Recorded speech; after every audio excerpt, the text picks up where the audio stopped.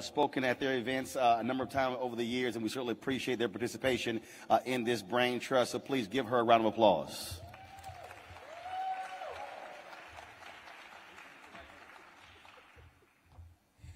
Thank you so much, Roland. Good morning, everyone. Or we say, good morning, Compto family.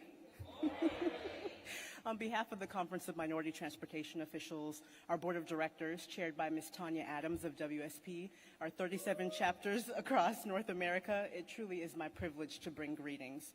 For 51 years, before equity, diversity, and inclusion became buzzwords, Compto has worked to serve as a steadfast advocate for minorities in transportation. And for the past 15 plus years, Compto has been a proud partner with the CBC on this Transportation Braintrust. We would be remiss if we did not take one moment to acknowledge the steadfast support of the late and great Representative Elijah Cummings.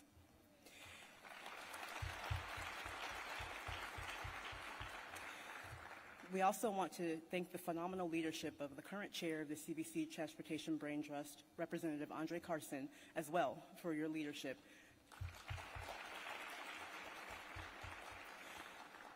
And also our Secretary of Transportation and your outstanding team of administrators and deputy administrators at the DOT for championing equity. We look forward to a robust and meaningful conversation. Thank you.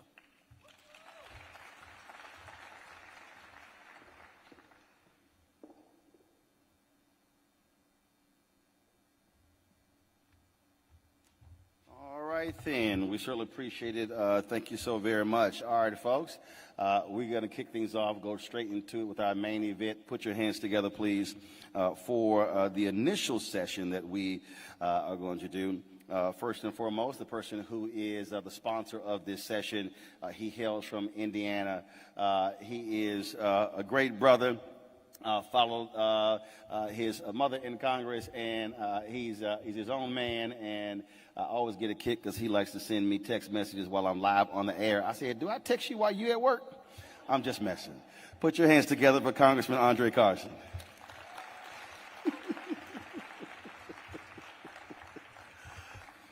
And of course, folks, we're talking transportation. So if you're going to talk about transportation, you might as well do so with the Secretary of Transportation. Put your hands together for Secretary Pete Buttigieg. All right, so gentlemen, take a seat. I told Congressman Carson as well as Secretary Buttigieg, they sent me a text message and they said, hey, we would like for the dress code to be blue suits. And so I went a different kind of blue suit.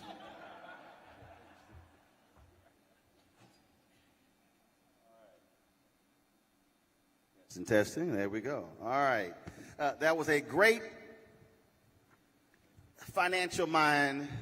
Denzel Washington played him in the movie. His name was Frank Lucas, and he said, I'm going to get that money. So we're going to get right to the point of this, Secretary Buttigieg, and talk about the money. Federal government spends $560 billion a year on contracts. African Americans get 1.67% of that. One of the fundamental issues to build capacity, you got to be able to access the money.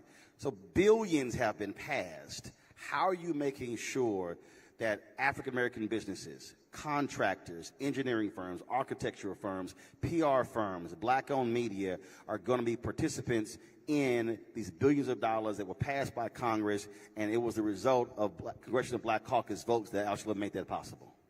That's right. First of all, thank you. We start easy. Yeah, just jumping right in. I don't want to miss the chance, though, just to thank you for your voice and to thank Congressman Carson, who has been a leader in my native state of Indiana since before I was in elected office. Doesn't look old enough for it to be possible, but it is true, and it's so exciting to be here. So the question you're raising goes to the core of what it looks like for us to succeed with the President's Bipartisan Infrastructure Law. $1.2 trillion is about to move through the U.S. economy, about half of that in transportation. And we have an affirmative obligation, a moral as well as economic obligation, to make sure that at the end of those 5 years, there are more black-owned businesses, more black millionaires, more black building and construction trades workers than there were 5 years sooner. We know, and Compto in particular has a lot of expertise in this, we know that transportation spending and investment, when it's done right, can help build up ladders to opportunity. We know that from historical examples, like Atlanta. One of the reasons why there is a famous black middle class in Atlanta that is so strong is that a generation earlier, when the airport was being built, Mayor Maynard Jackson made sure that there was access and opportunities to get in on the construction contracts that came with that. And actually, he said there will be tumbleweeds that will roll down these runways before I allow this to be rebuilt if black folks don't get it, because when he became mayor, African Americans were getting 0.0012% of all city contracts. And when we went to Atlanta, we met with family construction businesses who are now in their second generation that existed because of that leadership. So we understand the opportunity and the obligation. What does that actually look like? First of all, we've got to understand the barriers to black-owned business participation that have existed and that exist today. That's the whole idea of DBE programs. We also know that there are some barriers to entry, or let's say gaps in user friendliness in the program as we know it, which is why our team has been rewriting the rules around the DBE program, and that is actually out for comment right now. So business owners and leaders who are here in the audience, who are watching this online, if you have not already, should make your comments known right now before we finalize that rule. But we know right now what some of those barriers are. First of all, access to capital. It's why we're partnering with SBA on things like bonding that we know can be an issue. The personal net worth caps, which we're going to change, or we're proposing to change, I should say, in the rule. Because we've spoken to a lot of business owners who say, hey, I'm just about to get what everybody's telling me I'm supposed to have done. We're finally growing enough, and now we're too big to be small, and we're too small to be big. We can do something about that. Things like whether retirement counts against that personal net worth. Access to information. So one of the things that we are doing through, in particular, through our OSDBU, and you're going to meet our OSDBU leader, Shelby Scales, who will be speaking in a moment, is have sessions and make information available touching every one of the 50 states, D.C. and Puerto Rico, about what the opportunities are actually like, because otherwise you have to already be on the inside in order to have a shot at that. Two more things I'll mention. I don't want this to be long-winded, but this is a major priority for us. One, there are the contracts we actually literally do ourselves, right? Federal contracts procured by our department. We have raised, for example, our SDB goal to 20%, over 20%, and we are beating that goal as of this quarter. But then, for every dollar we spend, there's something like $10 that actually is spent by the people that we are funding, the state, the city, the transit agency. So we have to make sure that they are doing the same thing, that they have ambitious goals.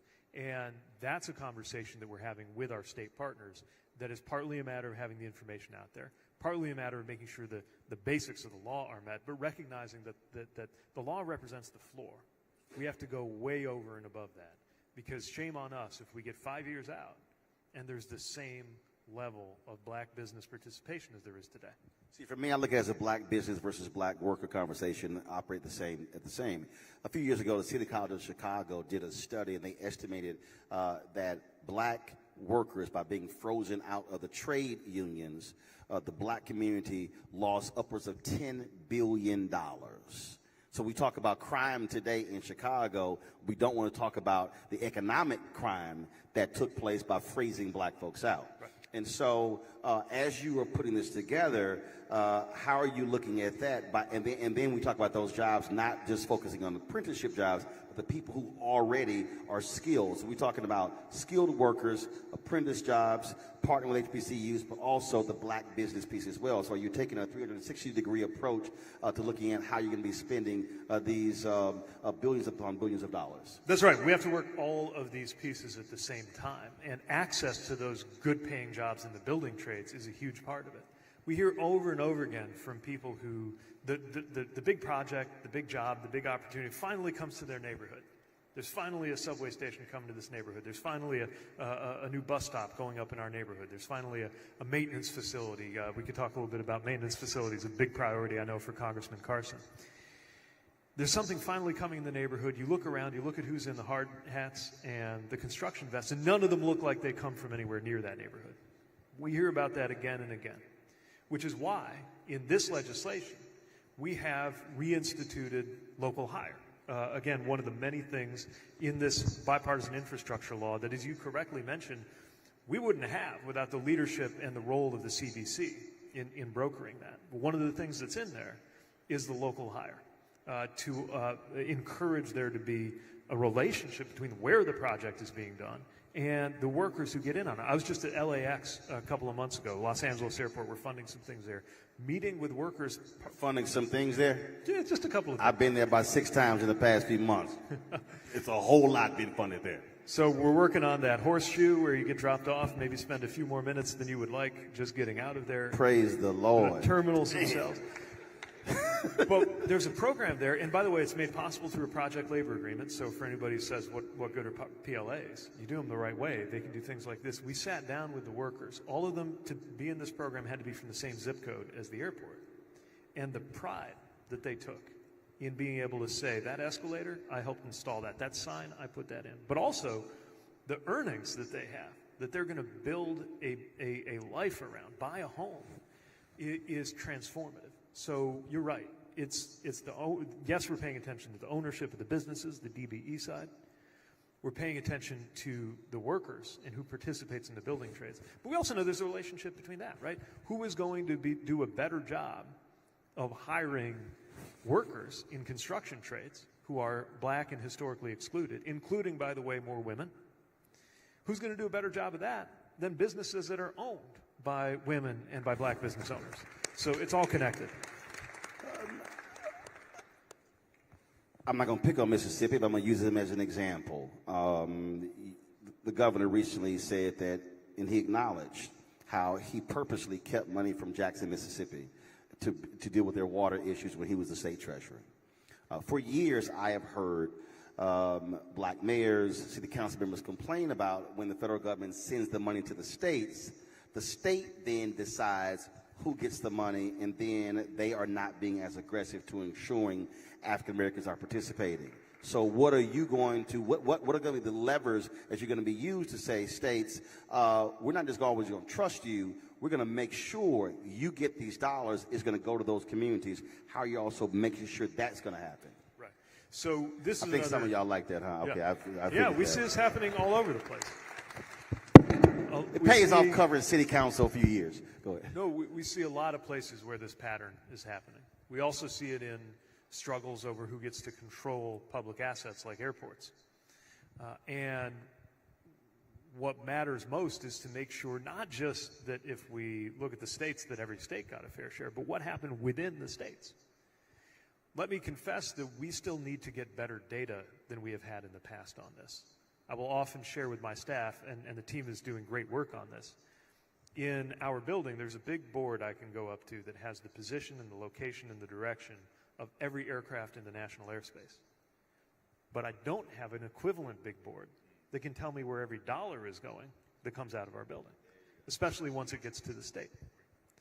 So a couple of things that exist. First of all, we need to get that data, but we need to get that data without creating more burdens on the very low-income communities or businesses we're trying to help, and we're working on that. It's also the case that this law is written in a way that supports communities. So we have a lot of funding that, of course, does go through the state, and we're having a conversation with the states through AASHTO and other organizations about how to make sure that that's going out in an equitable way. But also you can come straight to us. And I have had the experience of being a mayor trying to get resources, maybe not always on the same page as the governor in my state. You might remember who was governor of Indiana when I was mayor. And so we have that direct... Actually, we tried to forget, but go ahead. So we have that direct access, and that's going to be very important on several of our programs. Last thing I want to mention, in past years, including under President Obama when there was the stimulus, some of the states would rather send the money back to Washington than get caught partnering with President Obama on things like high-speed rail and other things that would have benefited a lot of people. About the dumbest thing I've ever seen in my life. So, yeah, we agree. So again, in the Bipartisan Infrastructure Law that Congressman Carson and his colleagues delivered and that the President signed, there's a feature in some of these grant programs that if a governor chooses not to accept the funds, rather than penalize the people who live in that state, the funds will revert to the control of the local communities and be spent that way. And we find that has a remarkable effect on states' willingness to cooperate. Absolutely, absolutely. Congressman Carson? Yeah, thank you, Roland. Thank you so much. It's always a good time with Roland Martin. You know, for those of you who aren't subscribed to his YouTube channel, please follow him because he is bringing the funk. Want to thank Compto, Roland's team, Team Carson, the Secretary's team for putting this event together. And we have some state representatives and a state senator here from Indiana. Senator Eddie Melton's here, Representative Shackelford, and Pryor here too. Thank you, along with Gang and other Hoosiers. Thank you. So an issue that has arisen, I got a call from several black pastors who are concerned about the over $100 million coming to Indiana, you're very familiar with, for electric vehicle charging stations. I'm someone who drives EVs as well as many folks in here. The deeper concern is that the routes that have been proposed are not in inner cities of our state. How do we address this issue, and how do we make sure that these monies are getting to the inner cities, as well as black contractors and DBEs are benefiting and a part of the process? Right. So this is very important in Indiana and in so many states, and it's related to what Roland was just raising.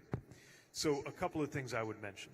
There are certain requirements that are built into the program in terms of what we can expect from the states when they take this funding. But those requirements, again, we treat as a floor, not a ceiling. We would like to see much more than the requirements of the law, especially because it is often lower income drivers who could stand to benefit the most from electric vehicles if two things happen. One, we make the electric vehicles affordable enough, which is why that Inflation Reduction Act that you and your colleagues delivered is so important. So many people out there, especially on the other side of the aisle, have criticized electric vehicles, saying they're expensive, but you took action to make them cheaper, and we support that. But then there's a question of how you can charge and where you can charge. And it is not profitable everywhere for a private business to put in a charger, but those chargers need to go in there in order for users to have access. So what are we doing about that? Well, a couple of things. First of all, engagement, including we had some very senior members of our department get out on the ground, which you helped them navigate, to make sure we're getting that input and that the state hears that. But this is an example of where there's the funding that goes to the state. That's phase one. Then there's the funding that can come directly from the department for community charging.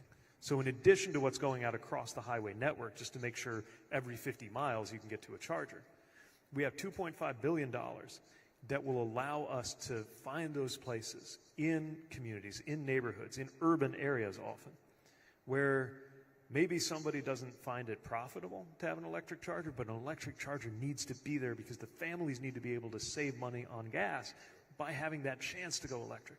And we will work with you, and we will work with all of the members on the ground.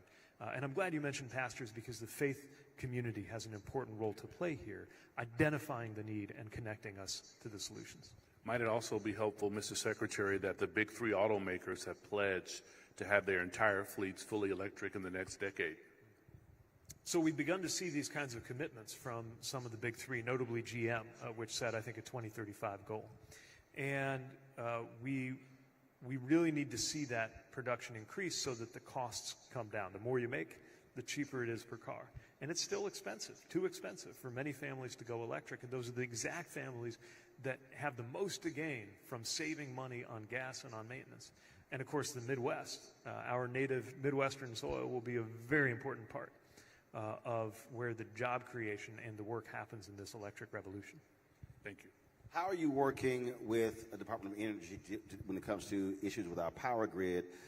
Because I read a recent story in the Wall Street Journal where a writer, the two of them, they traveled from New Orleans to Chicago, and they detailed all the issues that they had with certain power stations taking a very long time to charge, some not being full power as well. So this discussion, when it comes to electric vehicles, isn't just solely a transportation issue. That's right. It's also an electric issue, power grid issue as well. That's exactly right. There is no way we can power tomorrow's cars using yesterday's grid.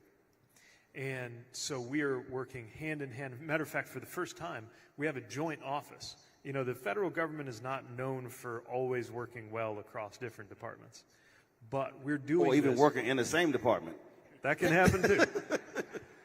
But we are working in a joint office that oversees the EV charging program that is DOT transportation experts and DOE energy personnel sitting side by side and working on that together, so that as they make the grid upgrades and we're working on that transportation network, it all comes together out of one shared office. And again, one priority in that office is equity and making sure that where those chargers go and who gets to produce them.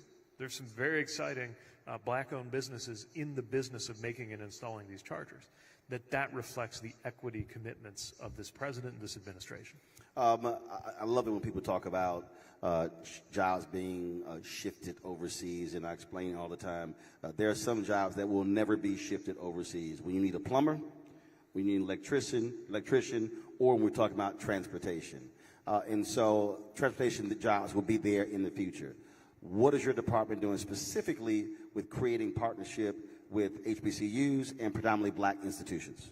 So we have been engaging closely with HBCUs because we also have a directly funded research program. So we have UTCs, University Transportation Centers, North Carolina A&T, Morgan State, which we had a great visit at recently, and several other organizations that are tapped into that set of relationships that have so much to contribute, so much expertise, and so much talent. And this is happening at a moment where it is important not just as a matter of equity and justice and doing the right thing, but also because right now America is leaving talent on the table.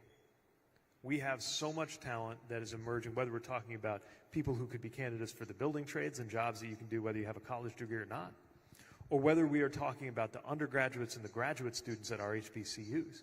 We have not done a good enough job as a country, as an economy, or as a federal government of making use of that talent.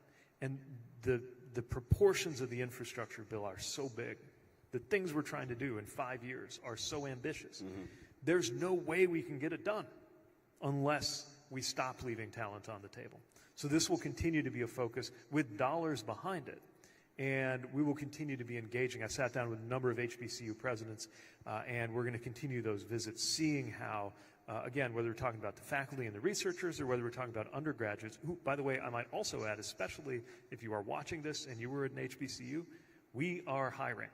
We are hiring in a big way right now, and we need your talent to consider careers at the USDOT. usajobs.gov. We are ready and waiting. Y'all can clap for that. Yeah, right. Nothing wrong with a job.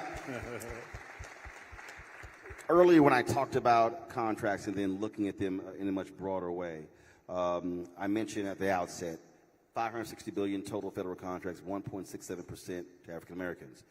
I've talked about it even from the advertising side. Every federal agency advertises. The federal government spends $1 billion on advertising. Black-owned media gets 51 million of the $1 billion. Same thing. Less than 1%. And so as you're going through talking about equity all across the board, are you telling your staff that don't just think in terms of construction, but think about every single facet of how we're spending money? We have to be thinking about that there are businesses in all of those categories. That is a timely question because I was just discussing this with our staff. Every department, more than people know, is doing a lot of business with the communications and media industry. Think of those. He kind of knew I was going to ask that question. I sure did. I mean, imagine if I knew I was going to see you and I didn't check on this, right? Think about all those billboards you see warning you not to text and drive. Think about 811, call before you dig. People might not realize that's us too. We have the Pipeline Hazardous Materials Safety Administration, PHMSA, that oversees things like safety around digging. And so just like the rest of the federal government, we're buying a lot of ads. And candidly, the diversity of where that is happening is not very good. And I can tell you the reason it's not happening, because what happens is you largely have the exact same white ad agencies that control the $322 billion in general market, where we get 0.5%. they are bidding on the federal contracts, and they're doing the exact same practices with the federal government dollars, and then they're not working with black ad agencies and definitely not targeting black-owned media, and Congressman Hank Johnson is very much involved in this as well. And one of the things that I've said is that the federal government should do what, just like we forced because of our efforts the last couple of years, the industry to do black upfronts. Because what happens is, in our business, literally 80% of the media money is handed out in the upfronts, and we are never invited to it. And then 20% is handed out in the second upfront, which we're never invited to it. So we get the money in what's called the scatter market, which is in November and December. And so they control those federal contracts. We should follow up on this because it's not just about doing the right thing, but again, also it's about meeting our mission. We have seen, for example, that some of the biggest problems that we face, like safety. Safety is the fundamental mission of our organization. More than anything else, the DOT exists because of safety. And right now, we have a lot of pedestrians and a lot of drivers getting killed on our roadways. And there is a racial gap in terms of who is hit the hardest by that. Black and brown pedestrians, passengers, drivers, and also in tribal communities, in Indian country. So you would think that when we have a safety message that we need to reach everybody with, we would need to partner with the people who have demonstrated that they are most effective in getting that message out. You would think. To the communities that are most impacted. Yep. So we're taking a look at this right now. Now, as you know, many of these contracting opportunities, they get locked in for 5 years at a time. So all the more reason to waste no time in finding out where we are and being inclusive in who comes to the table with an opportunity to compete for those dollars. Well, early on, probably within the first 60 days, I led a meeting with Susan Rice, and I brought to the table black agencies and others, Ben Chavis, Carol H. Williams, and others, and specifically talked about this and walked them through with experiences and say these where the traps are. And so hopefully, I definitely would love to follow up with that, because just like for African-American businesses in so many other sectors, we are the ones who go through the experience, and we know exactly what that feels like and what the problems are. So when we're able to offer that advice and counsel, that's critically important. And so you mentioned that open period, folks can weigh in. Yes, until about mid-December, I think. One of my colleagues might tell me the exact date. Oh, October. All right. All right. We just have a few days left then. All right. Go to transportation.gov, look up the DBE rule. Just do it today. Then you won't have to. They go where? Transportation.gov or regulations.gov, right? And look up the DBE rule for the Department of Transportation's work and make your voice heard. All right.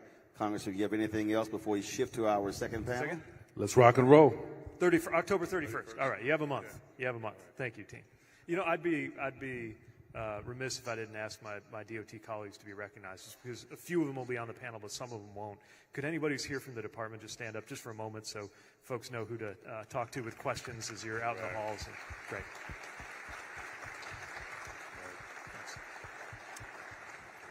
And I'll close with this. When Ray LaHood was Secretary of Transportation, I actually keynoted at one of their conferences they had. And to understand how our thinking changes, I talked about the importance of how we build capacity. And there was a sister who was there who told me that she and her business partner, they had been literally preparing their business to sell. And then after, when I finished speaking, she came to me and she said, it never dawned on us to actually go buy someone else. And she said she immediately called her business partner and said, stop doing that. We should not be looking at acquisitions. And I think that's also one of the things that's important when we're able to access those dollars. Now we're able to build capacity by acquiring, partnering with others, as opposed to operating these small silos, because of the pre-COVID, of the 2.6 million black-owned businesses in America, 2.5 million had one employee. So you really, in America, you only have 100,000 black-owned businesses that has more than one employee, and they're doing average revenue of $54,000. So that's why when we're talking about the scale here, it's critically important, because what could happen in the next 5 years could tremendously drive that number up that we haven't seen, frankly, in the history of this country when it comes to black businesses. Secretary Buttigieg, we appreciate it. Thank you so very much. Congressman Andre Carson. Thank you. Good job.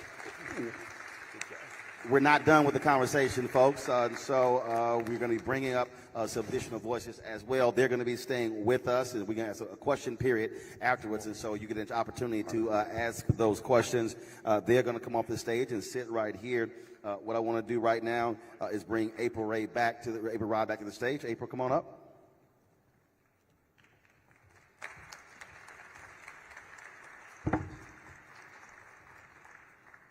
Shift some furniture around. Don't forget, send it out to all your social media where people can actually watch and listen to this conversation.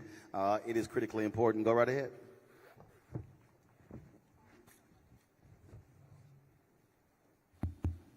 There we are. Thank you so much, Roland. And can we give another round of applause to Representative Carson and Secretary Buttigieg?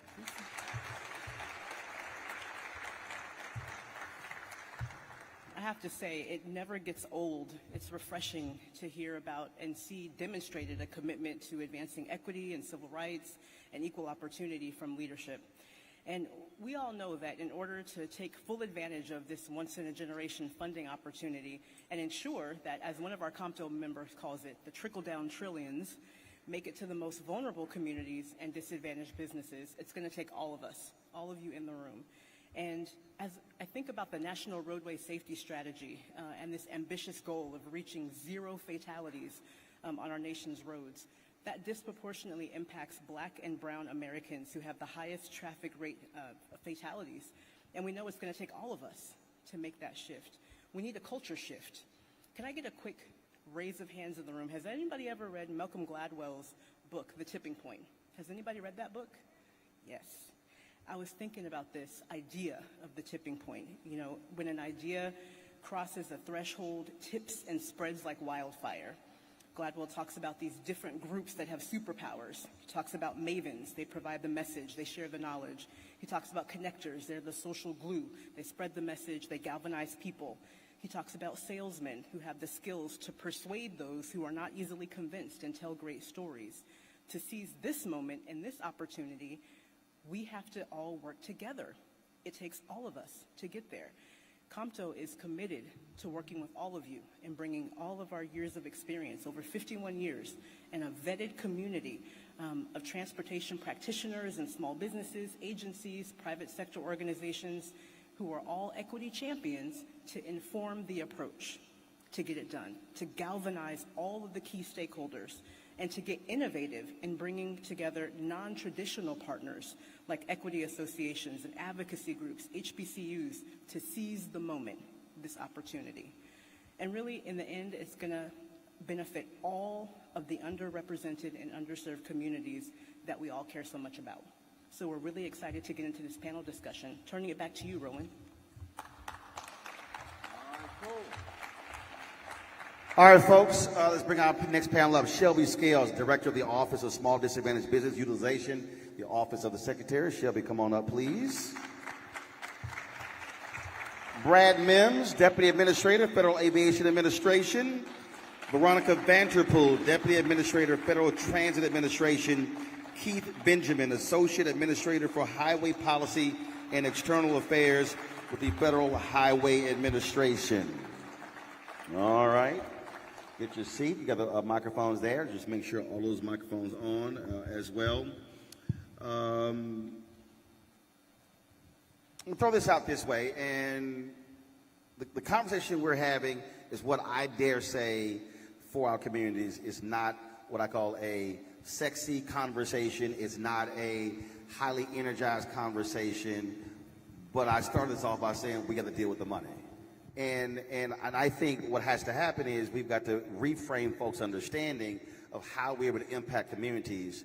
When you look at transportation on a federal, state, and county, city level, it's arguably one of the largest budgets out of all the departments out there. And people go, okay, I don't really see what the big deal is until you hit a pothole. Until you're complaining about a new highway being built, until you actually want something being built or constructed. And so that's important. So I'm going to do this here first because you represent different areas. And I'll start with Veronica, okay? So we got these different agencies. So Federal Transit Administration, folk don't know, What y'all do? Good afternoon, and thank you for the question. The Federal Transit Administration is the grant-making agency. So we give money to all of your communities, to your transit systems to operate buses, rail, trolley, ferries, streetcars. We help move our communities throughout the United States. All right, so I'm trying to understand. So, Keith, that's Federal Transit, Federal Highway. What y'all do? Well, good morning, everyone.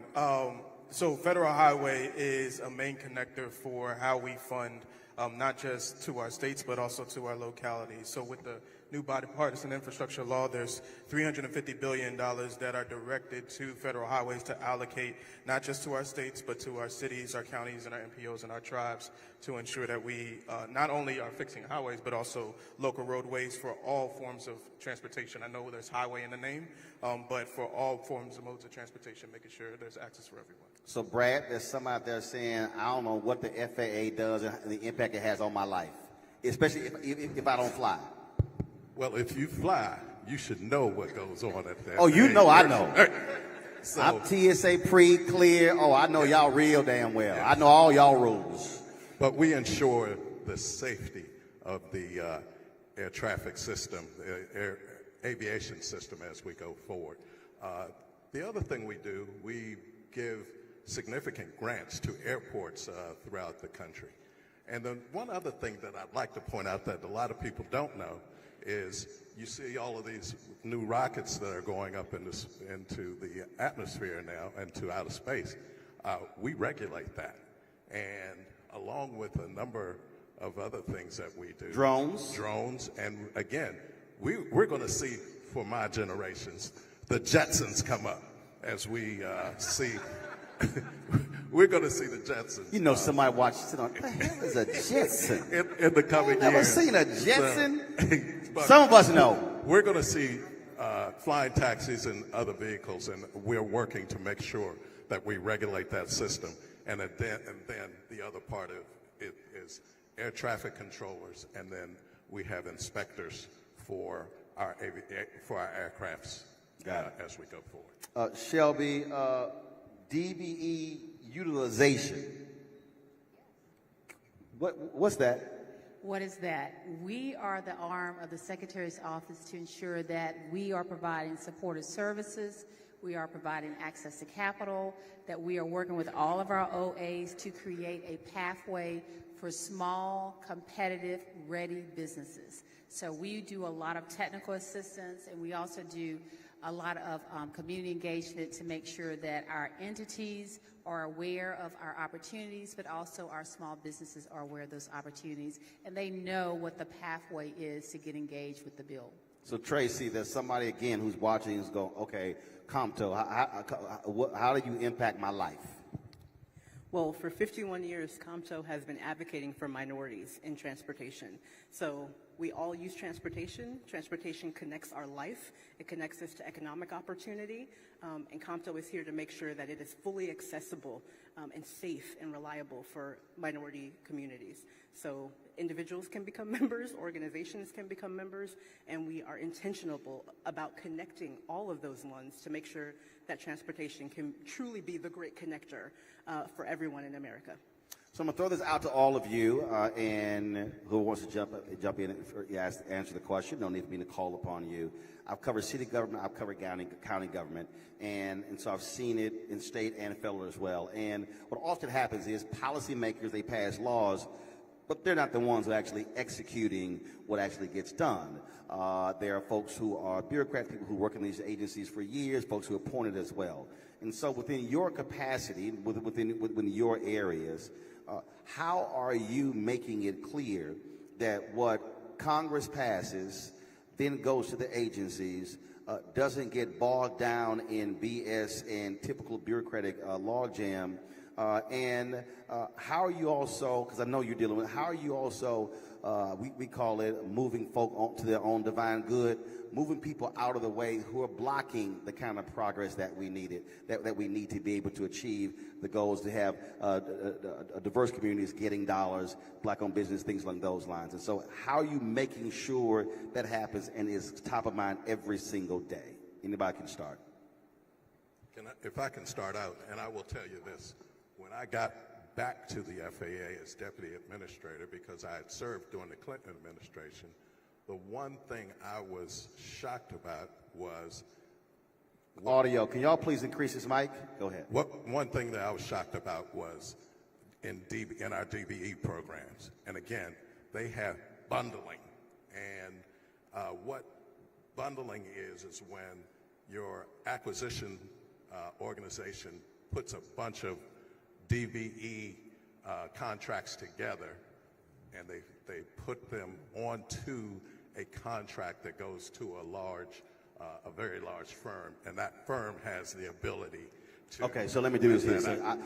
I'm the media person. All right. Here's what happened.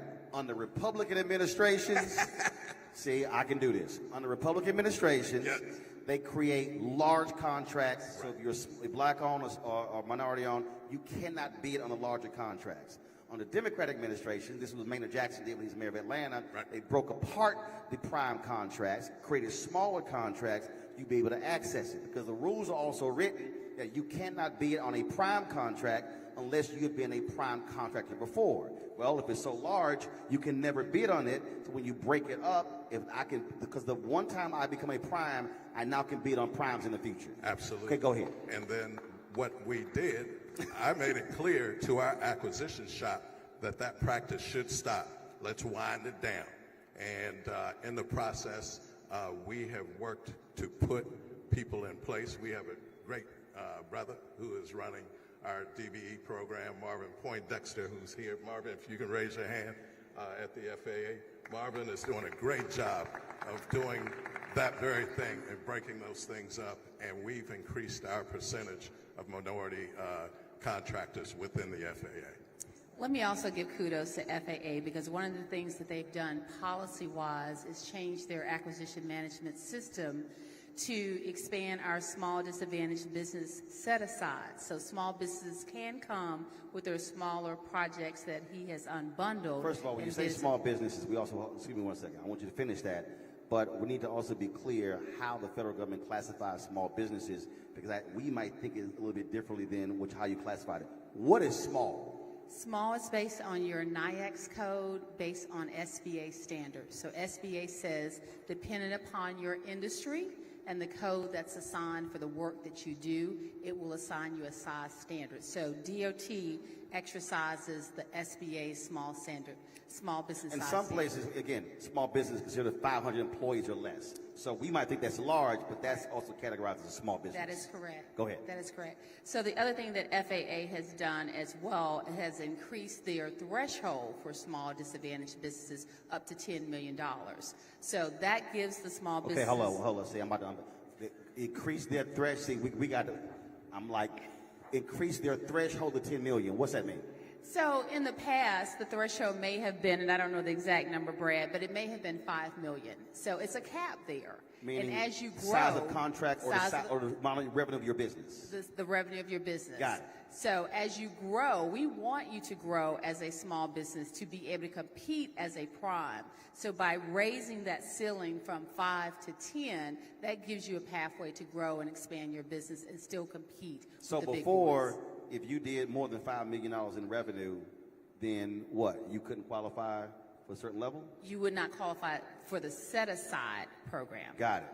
And a lot of people, that kept them because they knew once they go over that 5 million, they're in a whole different category. So now they're small, competing in a large pool. That is correct, but from our perspective, it's a pathway, Roland. Got it. We want to make sure that we are creating the opportunities for new entrants and small business to grow. Got it. So we have to look at policies. We have to look at where the law will allow us to set aside some of these projects to have a pathway for the small businesses to go into and not compete directly with the big boys. Veronica, you mentioned money we hand out. I like to deal in actual numbers. Money, that doesn't compute. How much are we talking about? $108 billion thanks to the Bipartisan Infrastructure Law. Thank you. See, that reframes. That's it. Oh, we hand out grants. No. 108 billion. $108 billion going to about 1,000 transit agencies. And transit investment is one of the best strategies for wealth creation. So transit connects people to jobs. In Washington, D.C., the transit access or the job access score is 9.8 out of 10. Why? Because of the access to transit. The access to transit is 9.3 out of 10.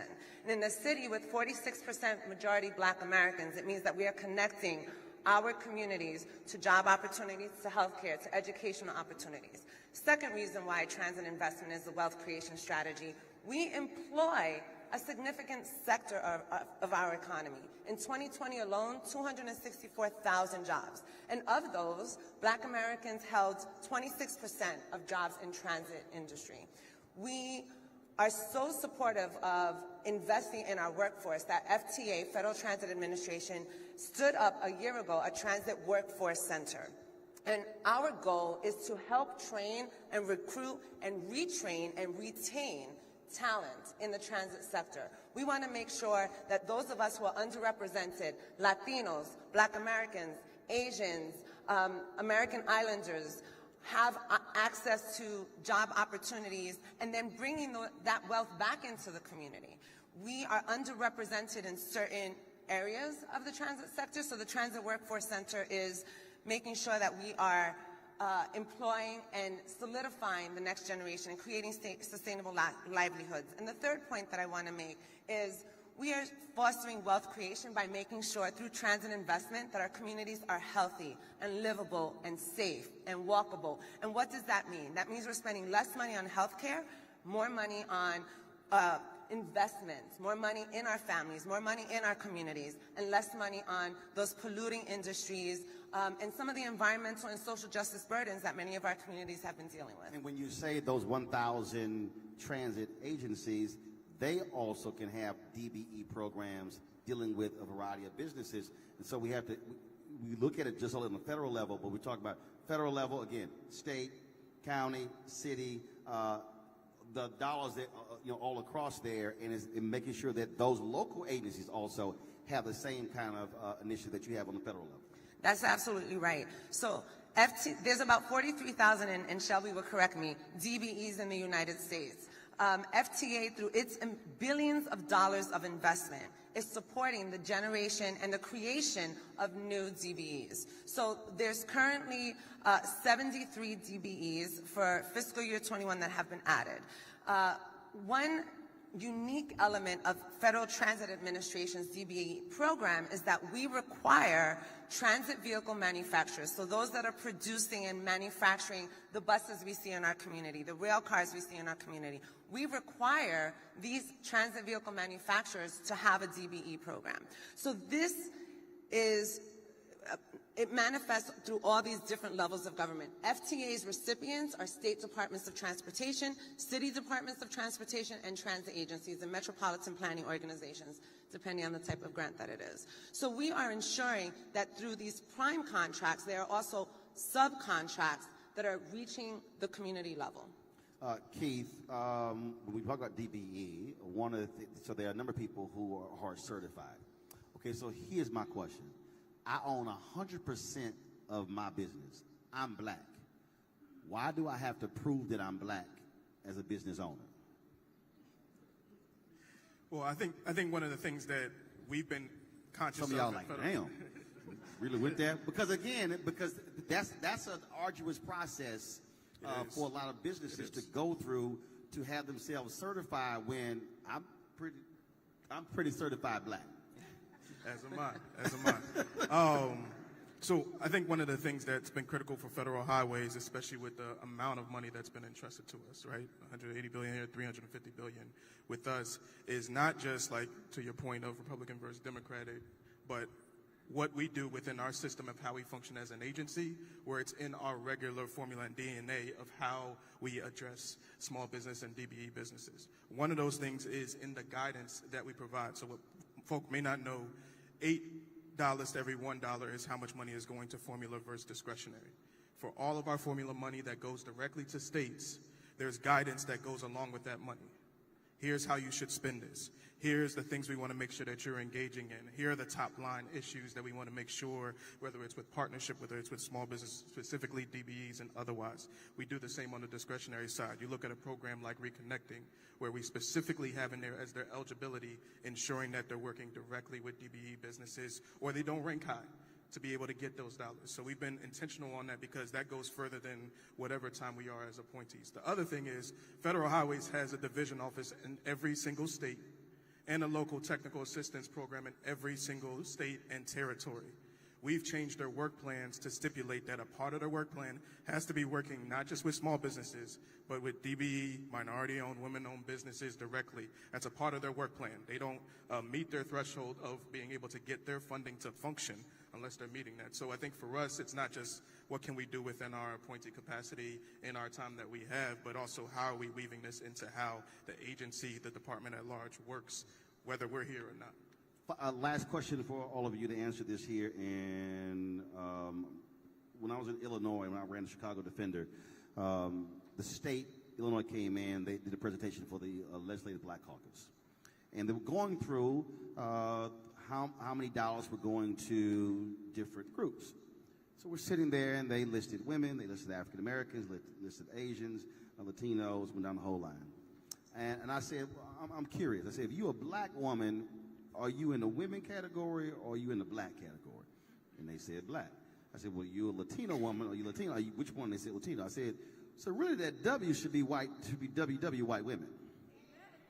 So from a department standpoint, and that was actually the highest one. And the fact of the matter is, the greatest beneficiary to any DBE program, any affirmative action program in American history has been white women. How are you ensuring that that doesn't continue to be the case? Because we do know for a fact where you have white men who are putting businesses in their wives' names. They're not even running them. So how do you make sure that is not happening and that the money is going to truly diverse? Because when DBE was started, it really meant black, but diverse then began to get flipped. And so how do we ensure that is happening, that African Americans, Latinos, Asians, Native Americans are getting the resources and it's not going to white folks? So I'll start, and I'll say that our secretary mentioned the notice to propose rulemaking. Does everybody know that that is due on October 31st? You must go to the Federal Registry and enter in your comments about modernizing the DBE program. So to that point, you can go there and add any comments. How much space y'all have? We have a lot of space, and we're looking for your comments, Roland. We really are. And we have to respond to those comments. I'll say that. The second point there, this is a once-in-a-lifetime modernization of the DBE program. We must have all sectors, including associations, respond to the challenges that the DBE program bring to us today so that we can consider those recommendations and modernize the program and make our changes. Second to that, thank you. Second to that, what our office does is we make sure that you're ready, willing, and able to compete regardless of what category you're in. We make sure that you have access to capital. We make sure that you have bonding. We've teamed up with NBDA and SBA as well to bring their resources to the table. Our job is to not only present to you the opportunity, but also prepare you to be the most competitive, regardless of whether you're Black, American Indian, or et cetera. So please lock arms with us and join us in that effort. I would say, look at this stage. This stage represents diversity in leadership, and it's a small subset of the diversity in this administration and within the Department of Transportation. And why is that important? Because we bring our voice to these efforts and these initiatives. So we talk about authentic community engagement, but we live it and we do it, right? And that kind of authentic community engagement makes that difference when we're talking to different communities and making sure that the opportunities available at the Department of Transportation are reaching new audiences and audiences that have been not part of the conversation and not at the table. So, you know, that's a very practical response. My colleague Shelby gives a very detailed response, but our perspectives make that difference. One thing that I want to bring up is compliance. Compliance, compliance, compliance. Trust but verify. And the things that we do at the FAA in our Office of Civil Rights is that we, for those grant programs that we administer, we make sure that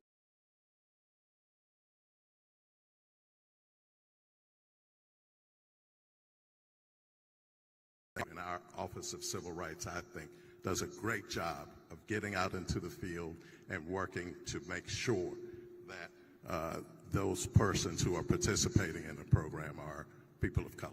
So I want to make this really practical. As before I had this job, I ran a city DOT. There's so much money that is going directly to cities and counties and MPOs. And many of those entities have what we call in that world on-call contracts, where there's a set of firms that, without having to go through an RFP process, can be selected up to a certain dollar threshold to do certain work, right?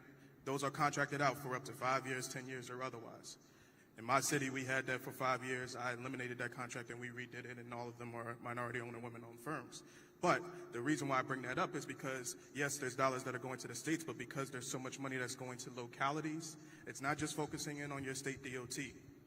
It's on your city, it's on that MPO board that might be, as it was in our region, also controlling the transit authority, right? Where is your voice in those situations? Because then when those dollars are coming down, you're able to access them, because a couple of $40,000 contracts, or being able to be in the know about bigger things that are coming, because a lot of the firms that were with us were on those on-calls so they could be in the know and know what's coming down the pipeline, is also as essential as being at the federal level too. So I just want to think about the practicality of how you're interacting at your local level too. Cool. All right.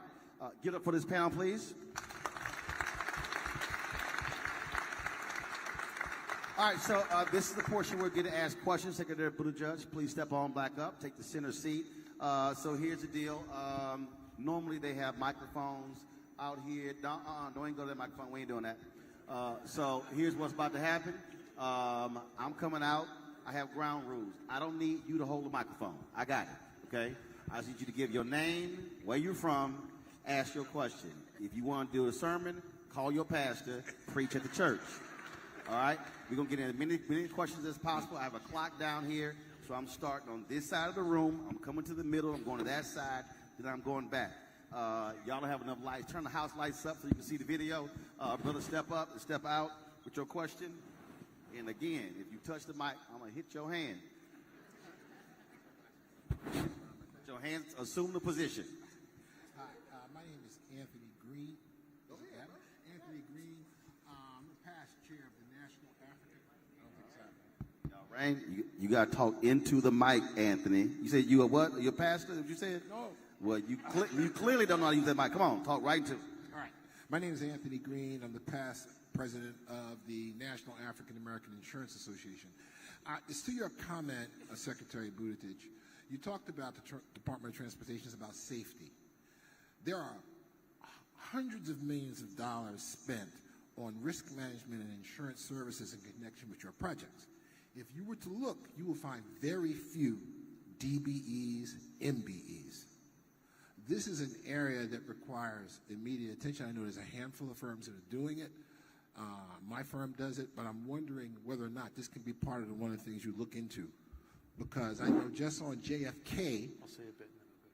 the amount of money that's going to be spent on that project in commissions to insurance brokers is over $10 million.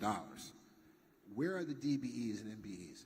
So these secondary requirements for cities, state, those 1,000 agencies, would be interesting to hear whether that's something that could be looked at. All right. Thank you. They must have taken the mic volume off of that mic and given it to this mic. Thank you for your question. It's very, very important. So a lot of what we're thinking about is in terms of the construction jobs, the building trade jobs, those businesses, which of course are at the heart of a lot of this. But many of the higher margin businesses compared to building and construction are the professional services, the risk management work, the insurance work, the CPAs, the legal work, which attaches to, in some way, shape, or form, every one of these projects. So it is very important to us that when we talk about business participation, we talk about using capacity, and I would add growing capacity, not just the capacity that's there, but giving people the work experience to build out their practice in insurance, in risk management, in law, in accounting. That we're thinking about that just as much as we're thinking about the people who are laying the concrete and digging the trenches and operating that heavy equipment.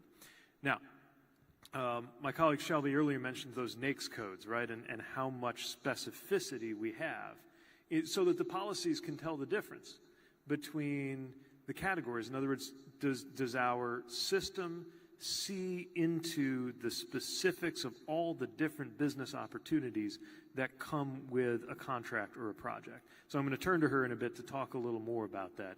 But I'm glad you raised that because we're very attentive to the fact that, yes, we're talking about construction, engineering, architecture, but professional services are an area where we can absolutely grow more opportunities for black-owned business. Shelby, I know you and maybe Shelby, others work on this then Brad. Yeah, I second that as well. And I would also add our Director of Office of Civil Rights, Irene Marion, and her team are also doing a number of community of practice trainings. Stand up, Irene. Stand up. Yes, Irene, stand up. Our fearless leader, doing a number of trainings of our DBE, what we call liaison officers at the entity level, to make sure in the goal setting that they're also looking at these professional services opportunities to set goals on as well. We are also working very closely with SBA to make sure that our surety agents and our bonding agents are also minority and small business providers as well. Question? Good afternoon. Julie Harris with the Council. Julie, put your hand down, Julie. Julie, I got this, Julie. Julie Harris with the Council of Black Architecture and Engineering Companies, and we are a collaboration of black-owned businesses that are in the consulting, engineering, and architecture phase, which we know is so vitally important to have inclusion at that level on these projects. With the goals being set on a lot of local projects, 3, 4, 2%, we barely have an opportunity to interject ourselves in the leadership of these projects, which is key and critical to make sure that the whole ecosystem of black and brown-owned businesses are a part. If I'm part of the leadership, I make some of those decisions as to what trades get on those projects. How are we going to ensure that the black-owned consulting, engineer, architecture, and construction management firms are part of this process? Because when they set the goals, they tend to look down at the trades to get their spin or make their goals. So what are we going to do about that? And before you do that, shout out to Congressman Donald Payne Jr. who just walked in. Go right ahead. Julie's my good friend, and you have to hold those state and local government entities' feet to the fire, and you have to be an advocate for whatever you're doing. And Julie, you know this. We have worked together on this very issue, but with your transit authorities, with your airport boards, you have to go and be a squeaky wheel about these very issues. But also challenge the elected officials who are over those boards, who appoint those boards, those members. Absolutely. Yep. So I'll just leave it there. Because once you send your guidance down, then it goes to them. Their job is to then comply. So you got to have the local pressure. All the pressure can't be just to the federal level. Go ahead. Thank you. Julie, one of the challenges that Federal Transit Administration sees is a lack of very specialized transit experience, right? So one of the ways that we are trying to encourage this greater leadership amongst DBEs and women-owned DBEs is to support and encourage partnerships with transit agencies to develop that expertise, because we need expertise in architecture, for example, and we don't want firms such as you all to not have the opportunity because you're lacking the specialized experience, but making that partnership can then bring you into that opportunity. So go ahead. No, you go ahead. I think one of the things, too, and I'm glad that Compto is here, is there's so many new companies that are popping up that are minority-owned, women-owned, and otherwise, but by not know about the certification process or otherwise, but they're doing amazing work. Just a couple weeks ago, we met with a minority-owned firm that's working out in the Midwest around EV charging. They're all under 30. They started the company about 2 years ago. Just yesterday on a panel, we found out there's a young man who's doing truck emission data analysis in Illinois right now, but he didn't know about the certification process. He didn't know that that's something where he could tap in to be able to access, and I think that's where the federal government can come in to support.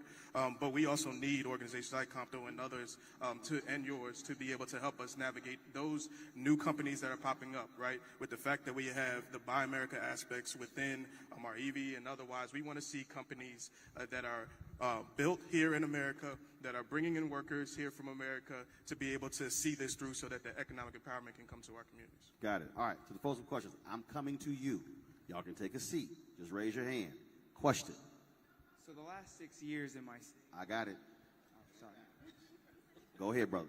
I'm ready. All right. For the last 6 years in my city, I've worked on the conversation using my voice to impact change for transportation and the issues that we face within Jacksonville, Florida. I want to be able to partner up and talk to each one of you personally, and so that way that change is possible. But what I want to make mention is my family are immigrants, right? And we do general contracting work. We build shipping containers, we build Goodwills, we build veterinarian hospitals. But the issue with Florida on the on-calls is that $1.9 billion that our city has to offer for contractors aren't even available to us because of the on-call issue.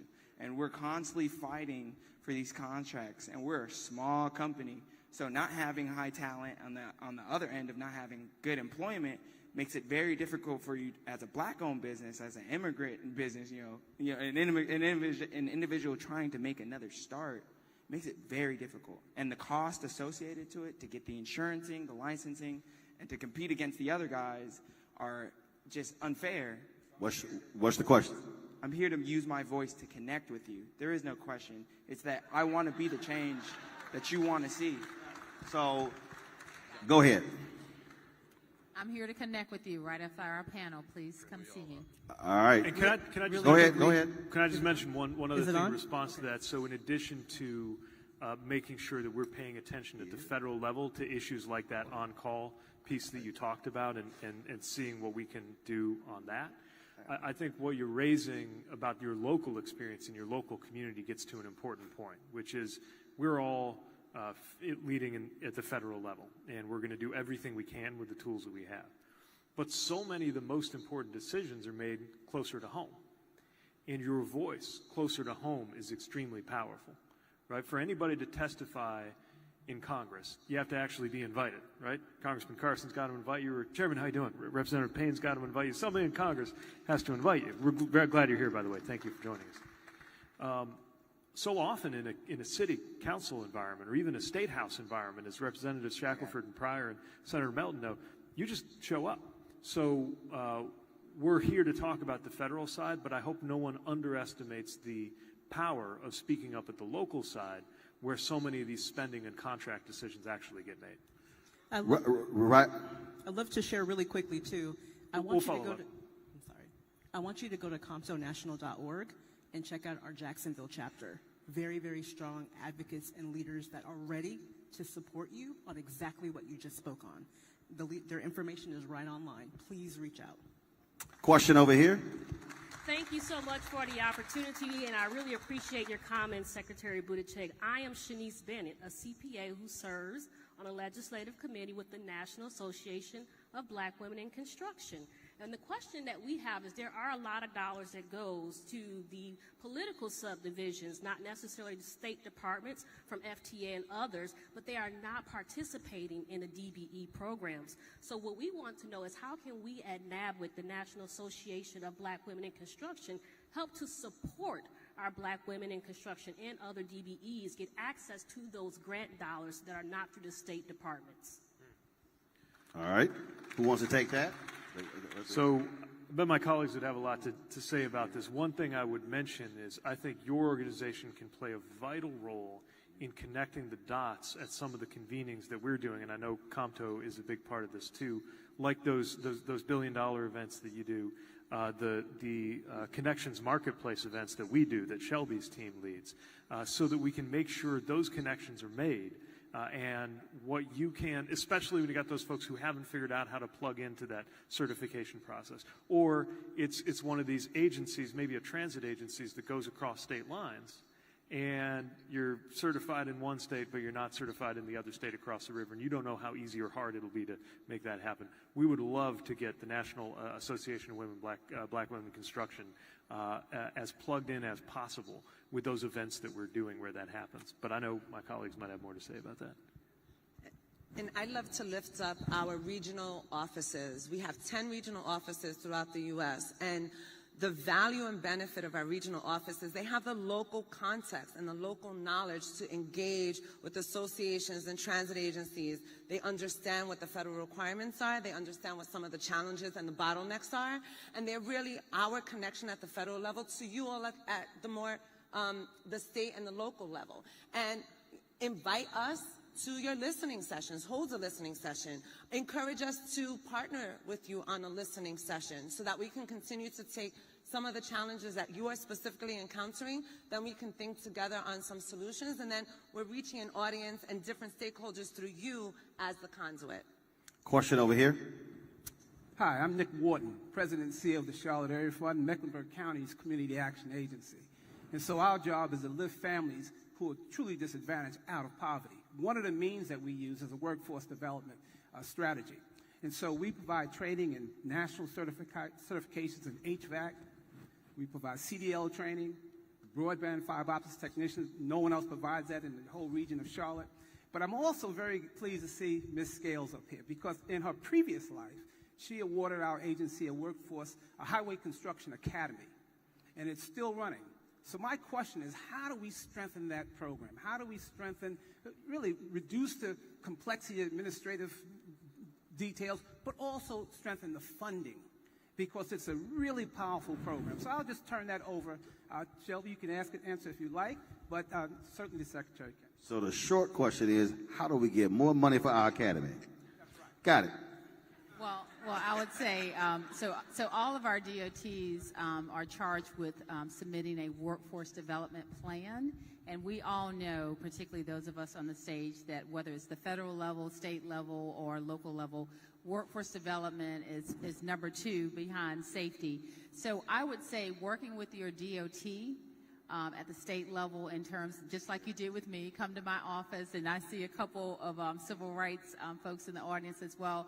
But partner with us, just as Veronica said, on the federal level, talk to our OA administrators, talk to my office. On the state level, we also have offices of civil rights that are also charged with workforce development.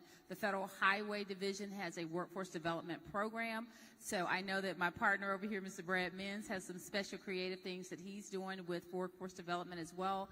But let us know that you're out there, number 1. Let us know what your capacity is, number 2. And let's think creatively, because we don't have it all figured out, but we will figure out the resources we need, the subject matter expertise, and we'll overlay that with the monies and the projects that we're spending in your particular area. I want to offer really quick to this gentleman. I'm not a DOT employee, but I do track the grants that are available as part of my role of COMTO. And the Federal Motor Carriers Administration, FMCSA, has a grant open right now for exactly what you've just stated, making sure that we have more CDL carriers. So I really encourage you to look at the FMCSA website and take a look at those grant opportunities. It's exactly what you're looking for right now. We've got 15 minutes left for questions. Next. Thank you. My name is Oliver Gilbert. I'm the former mayor of Miami Gardens. Good to see you. Again. Nice to see you again, Pete. Mr. Secretary, the current chair of the TPO and vice chairman for the Board of County Commissioners in Miami-Dade County. Years ago, when I-95 was constructed, they decimated one of the oldest, most prosperous black communities in the state, Overtown. You all have spoken a lot about equity and how you fund projects. And so one of the projects in Miami-Dade County is the North Corridor. The North Corridor is proposed rail that would move from Liberty City through Miami Gardens, the central part of the county where a lot of black people